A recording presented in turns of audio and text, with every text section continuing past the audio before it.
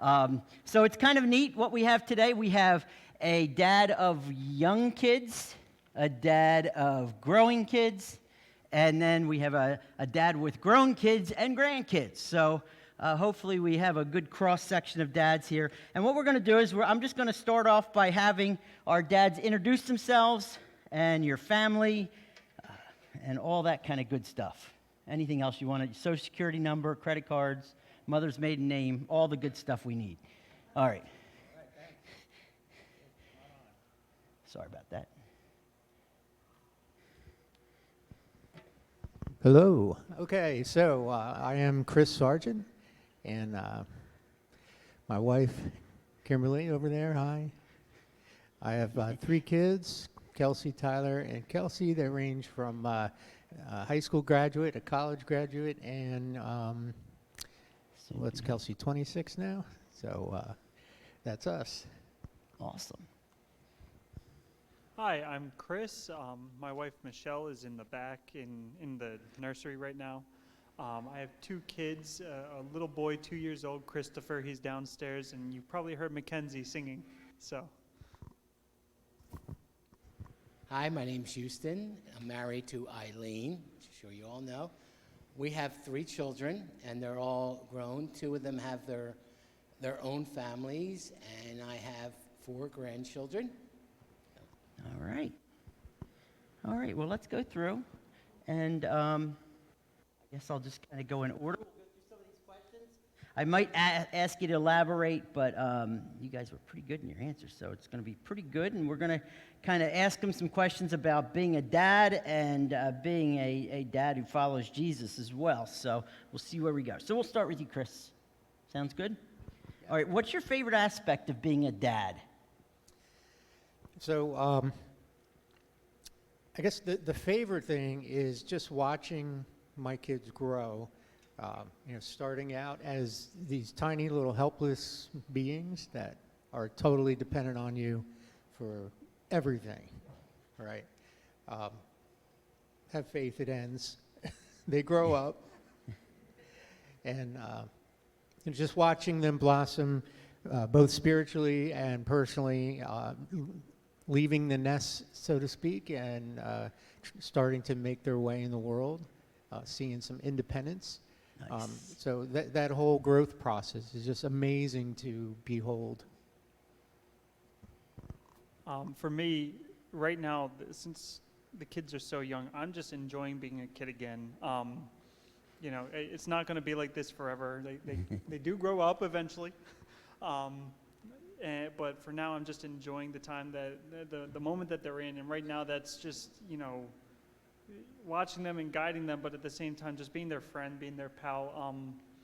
Last night, for example, I got to catch fireflies for Christopher because he's asleep by then. So I got to go out with a net and catch fireflies for him so he could wake up and see them. Very cool. I guess I kind of agree with Chris. My greatest aspect was just, really enjoyed watching my children grow up, and I'm at a neat place in my life because I now see them starting their own families. Not only that, I saw them achieve the successes that they wanted to do in business and the different things that they're doing in their own life, and now they're starting their own families, and just to be there for them and enjoy that time in our lives. Okay, cool. Keep the microphone. Okay. All right. So that's a favorite thing, but what's one of the biggest things you've learned from being a dad? And maybe you learned it the hard way, maybe you learned it the easy way, but one of the things you learned from being a dad or through this fatherhood process? Well, I have 3 children, my son and the 2 daughters, and every single one of them is different, and you have to deal with them differently. I mean, what works for one will not work for the other, and that whole aspect of, each one needed different motivation. Each one needed to be told sternly, and the other one was self-driven, and the other one would just do whatever you tell her.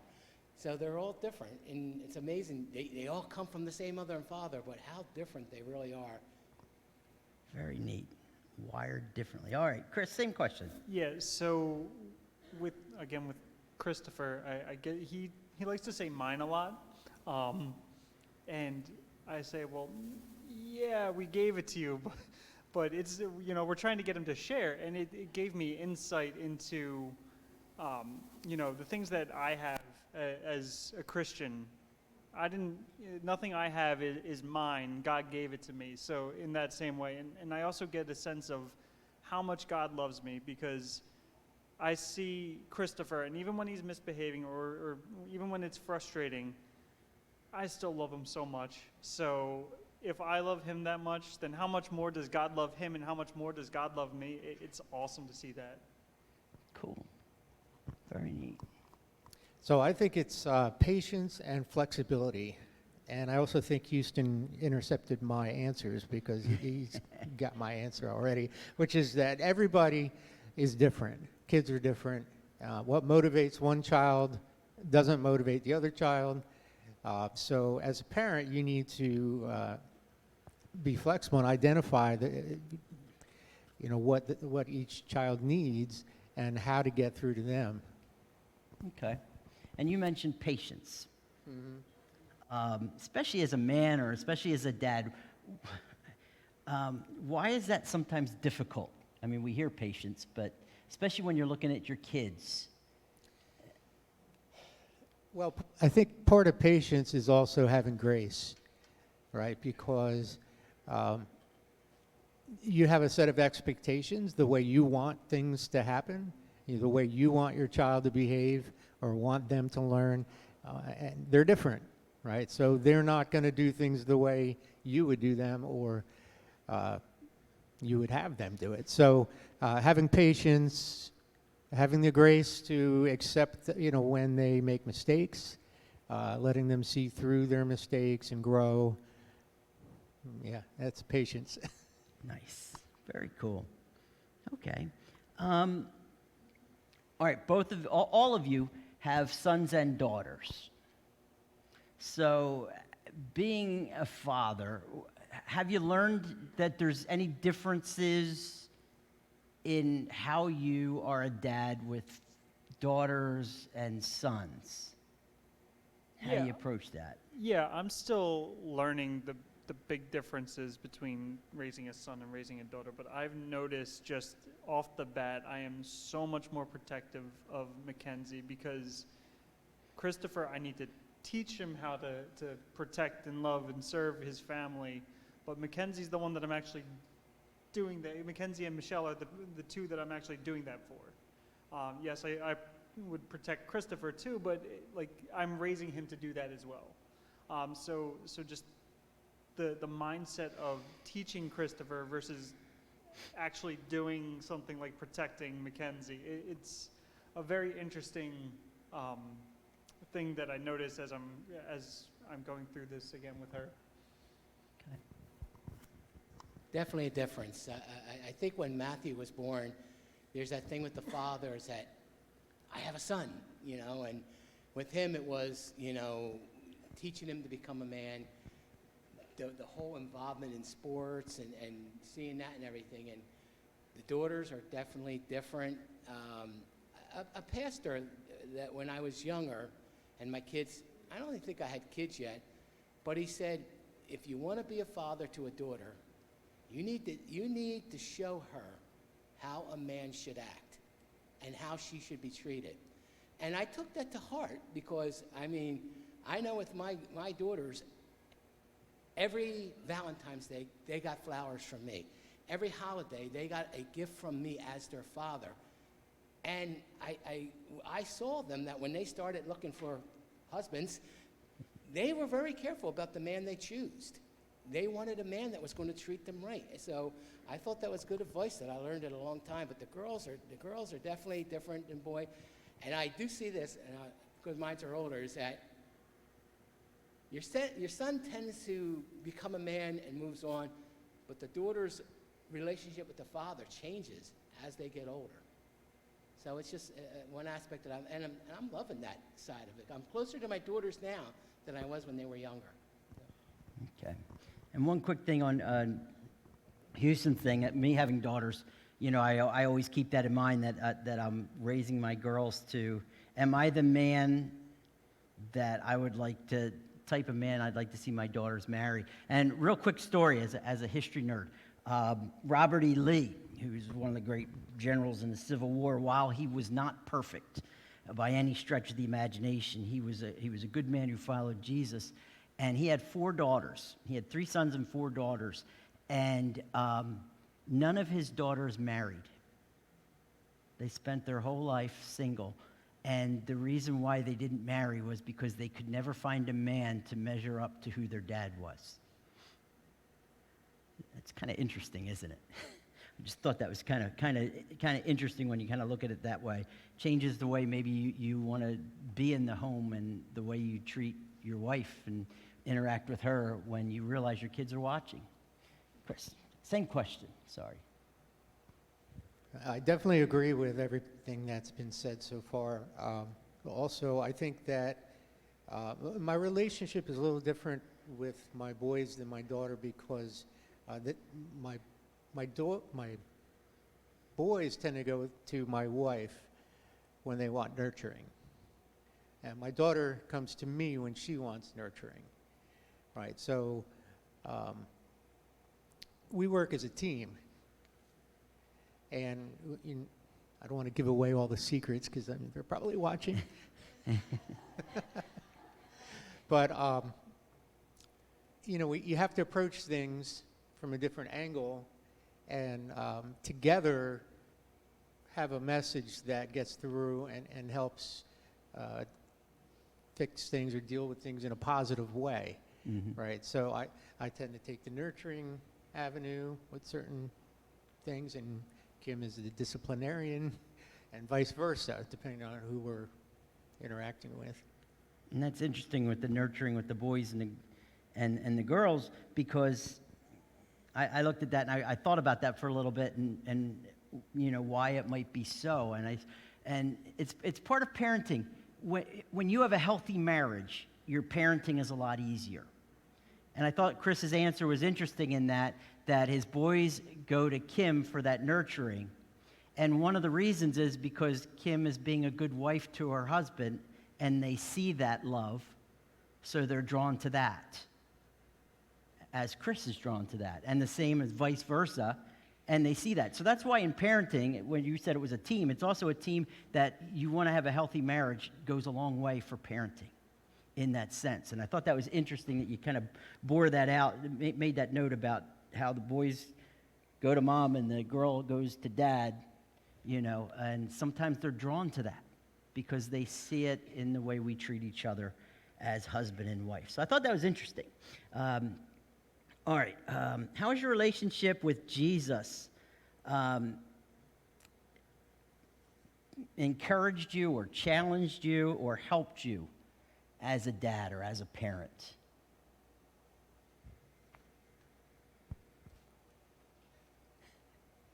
Yeah, so Jesus is forgiving. I talked about grace, and I think that's pretty much the big thing, biggest impact that God has had on me and how I interact with my family. At one point my faith wasn't as strong, and I didn't have patience, and that was something I learned. And as I walk in my relationship with God, I think that has grown, and also my relationship with my family and my kids has grown along with it. Right, so it kind of goes hand in hand. Okay, very cool. That was always one of the most powerful things that I've experienced as a kid with my parents is when my parents would come and apologize when they've done something wrong. So many times you have parents that sit there, I'm your parent and I said so, even when we're wrong. And sometimes that teaches our kids how to experience forgiveness and how to forgive. And so that's huge. All right, Chris Farley. Yeah, it's been said a couple times already, but I've just learned so much about patience. A 2-year-old is frustrating. So just being able to, understand what like just take a step back and slow down and give him the grace that I want to say that I've seen. Yeah. Okay, cool. I guess as we were growing up and I was becoming a father, I wanted my children, most of all, to see Jesus in me in the way I act and my things. And, you know, I grew up in a time where a lot of men stayed home from church, and the women would take their children to church, and that was such an acceptable thing. You know, men were busy on Sunday mornings. I don't know what they were doing, but at a very early age, I saw so many men and so many examples that I said, if I want my children to be committed to church, and if I want them to be committed to Christ, I need to be the example. And so I always made it a point that every Sunday I went to church, and if I'm going, you're going. I don't want to, so I did start at that at an early age. And second thing, I wanted them to see that I'm not perfect. I am competitive. I like to win. I can have a little bit of a temper, but I'm, you know, I never hid that from my kids. I lean when oh no, don't let the kids see that. No, this is me. And if it wasn't by the grace of God and his forgiveness and his acceptance of me, I wouldn't be the man I am today. So, Okay, awesome. All right. So, dads, if you could encourage other dads or other men here, give just a word of encouragement from some of the things you've learned or just to kind of build somebody else up. What's one important way that dads can keep encouraged from your experience? just be there for them. Offer advice when you can. They were talking about the difference between boys and girls. My son isn't going to run to me for advice unless it's really, he doesn't know what to do. But my daughters, they come to me all the time, but I also know that you've got to support them no matter what decision they make. It may not be the decision I want. I may think they're not doing the right thing, but it's their decision. And as a godly father and everything, I'm going to love you and support you and be there for you no matter what. I think for me, getting out of bed every day and doing the best I can for my family, and the rest is on God, because some days what I give is not enough. Either I'm not at my fullest, or my fullest isn't enough for my family. But that's where God comes in, and he can take care of the rest. So between just giving everything you can for your family and praying, it's God will take care of the rest.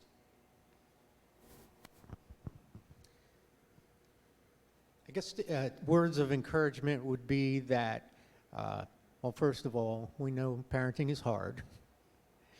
It's probably the hardest thing one could ever do. And you're going to make mistakes, right? But that's okay. What's important is that you learn from your mistakes, and also you're fair, right? So when I make mistakes with my kids, I apologize. I own up to my mistakes, try to explain my point of view, have open communications. If we're not on the same page, we need to get on the same page so they understand if I made a mistake, it probably came from a position of love. But encouraging others, forgive yourself, allow God to give his grace to you, and that's it. Okay, cool. I just want to add something that Houston said and Chris Farley said about the time we spend with our kids.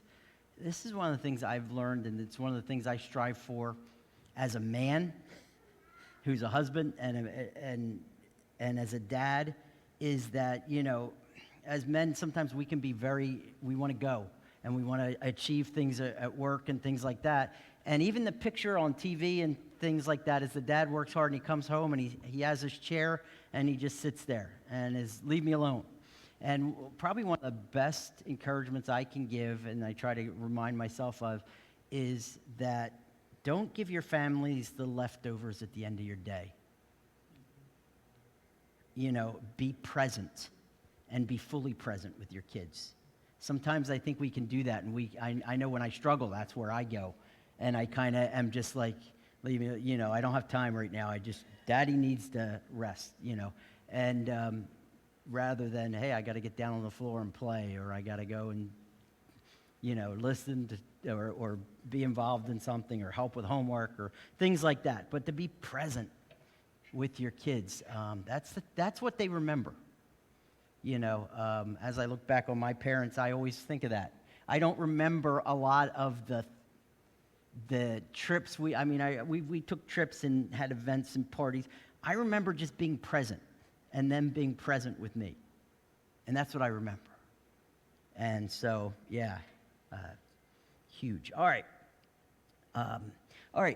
Influences. Maybe you can each share maybe one of your greatest influences in parenting that maybe you looked to and said, man, I've learned a lot, or, been inspired or something. Yes. Yeah, I try to emulate other men that I see are good fathers. So my father and my father-in-law were both good role models. They have different strengths, but they both have tremendous work ethics. They're both there for their family. They love, you talk about being present, they're both present. And that's number one. And as long as you are invested in your relationship as a father, you might not do it all right, but I think your kids will appreciate that in the long run. Growing up, my dad and I didn't have the best relationship. I wasn't always respectful of him. He didn't always he sometimes gave me the leftovers. But I do remember whenever I needed him, no matter what, he was there. And just, we've said it a couple times, just being there for your kids is so important. And I look up to my dad in that regard because he was the epitome. Growing up, my father wasn't there for me. But what I found, and I got involved going to church at a kind of a very early age, God just provided so many godly men who influenced my life, whether it was Sunday school teachers or whether it was youth group, youth pastors and something like that. And it's amazing how God would always have people there that helped me, and they cared about how I was becoming a man. They made sure, hey, you need to get to school. You need to get good grades. You need not just learning about God. They were great Sunday school teachers and everything, but they cared about me because they know I didn't have a father. So.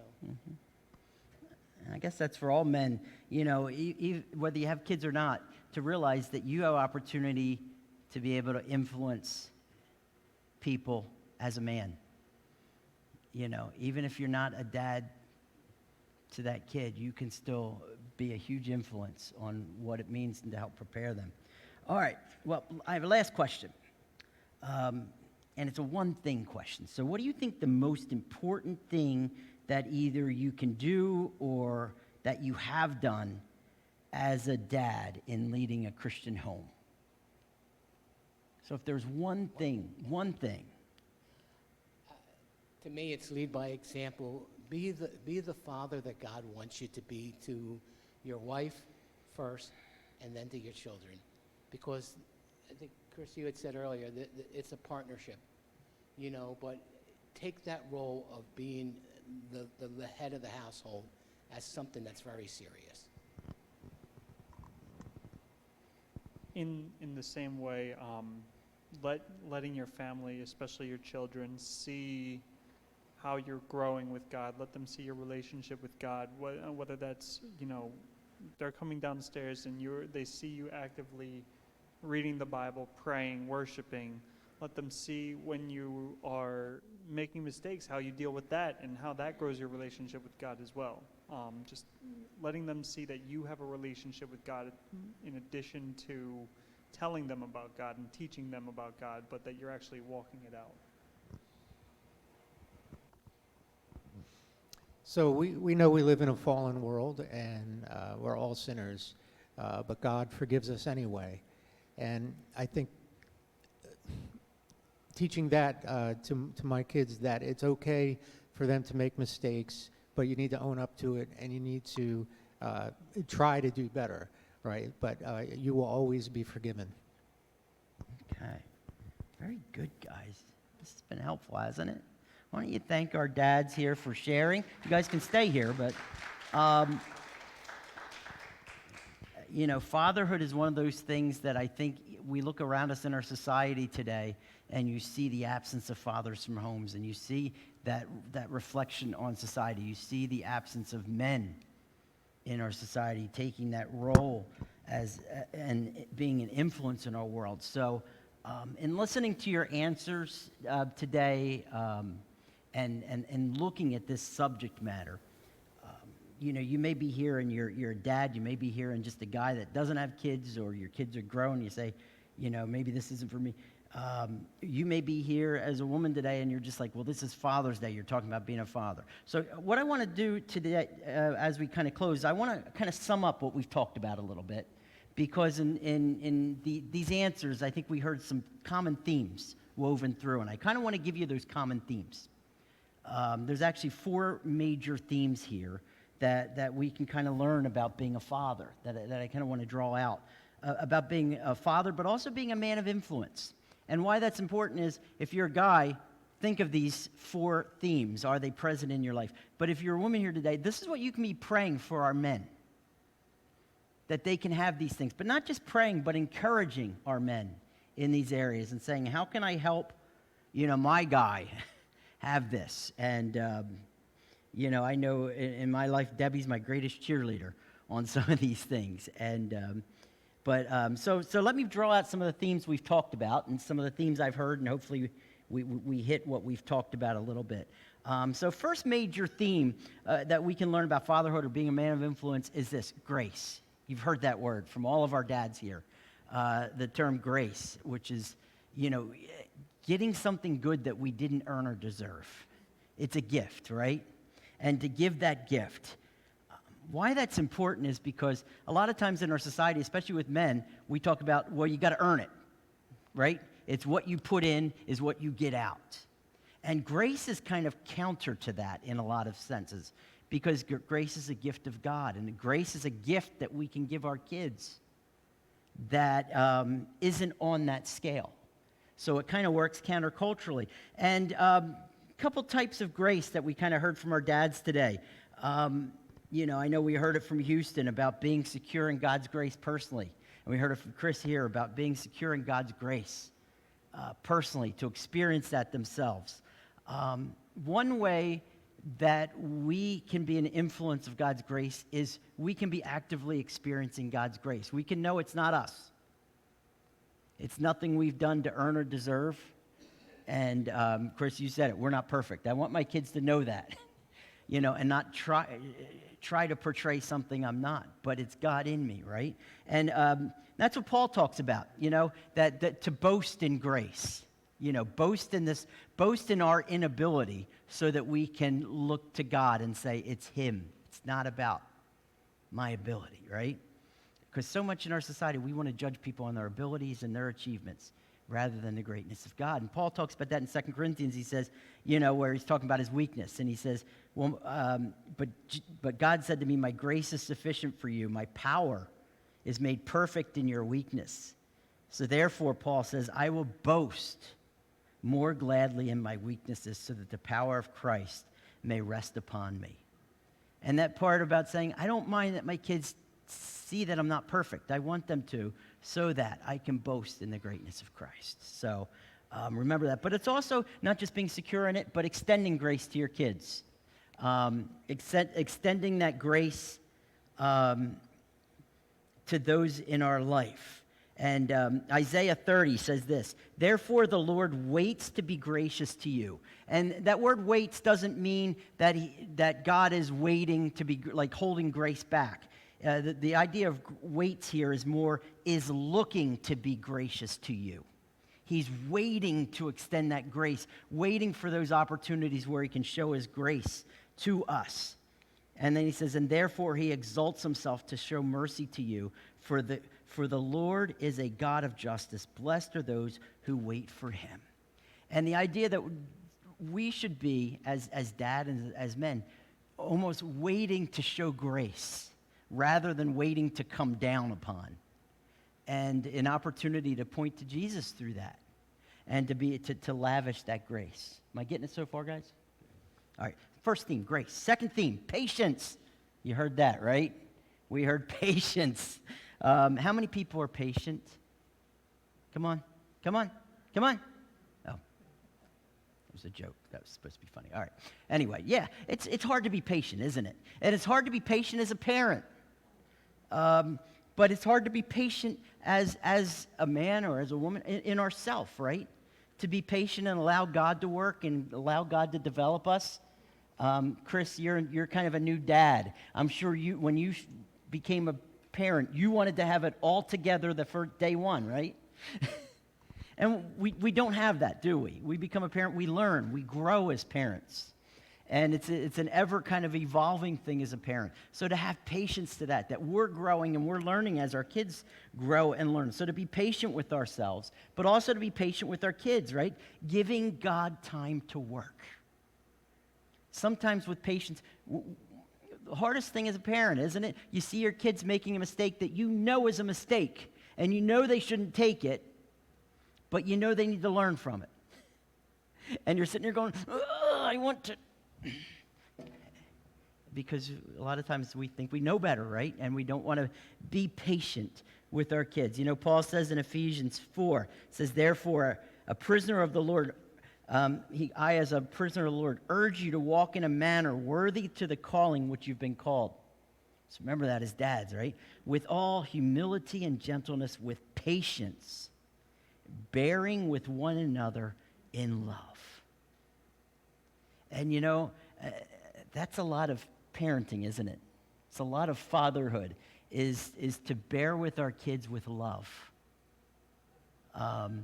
And not to be so achievement-centered, but to be patient and allow God to work. Allow God to work in us and then through us. All right, so we have grace and patience. Third theme that we heard today, example. You heard that, right? We heard that from all of our dads. We want to be an example. And it's very, that's a huge theme for men today, is to realize that we're an example, right? If you're a parent, you know our kids learn from us whether we're teaching them or not. They're learning from us, and they're hearing us from us, and they're watching us. So as a dad, give an example of the man to be, right? Who am I to be? So other men can look at you and say, or the dad you're supposed to be, and to be an example so other men can look at you or boys can look at you and say, that's what I aspire to be like. But also, again, the man to look for. We heard about that from Houston. I want to be the man that I want to be the man that when my kids see or look for a husband, they're looking for those qualities that they've seen in me. And then also to be an example of the man who follows God well. And our guys talked about that, learning to be forgiven and forgiving, and for our kids to see God working and growing. What a great thing for a kid to see your parent growing in their relationship with the Lord. Isn't that cool? Where you don't know everything. We don't have to know everything. We just need to be growing in our example with the Lord. And that's why I love what Paul says in 1 Corinthians. He says, be imitators of me as I am in Christ. Now, some versions say, follow me as I follow Christ.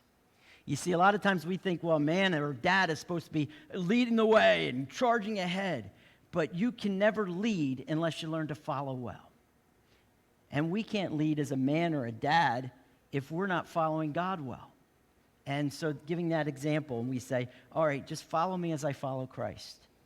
And know what that looks like. See me reading the Bible or praying and have that example when a problem comes up. My first instinct isn't to get all angry, but it's to go to God in prayer. And our kids seeing that example. So we have grace, patience, example. And then the last one is selflessness. We've heard about that, right? We've heard about that with patience. You know, it's not necessarily about our way. It's not about our will. It's not about our picture of what our kids are to be or what we want our kids to do? How many times have you seen that negative of a dad living their life through their kids, right? Wanting their kids to be good at a certain sport because they always wanted to be that, or wanting to have a certain job because they always kind of wanted that and they pushed their kid into it. But rather, selflessness says, all right, I am a steward of my kids. You know what a steward is? It's a guardian, or you've been entrusted.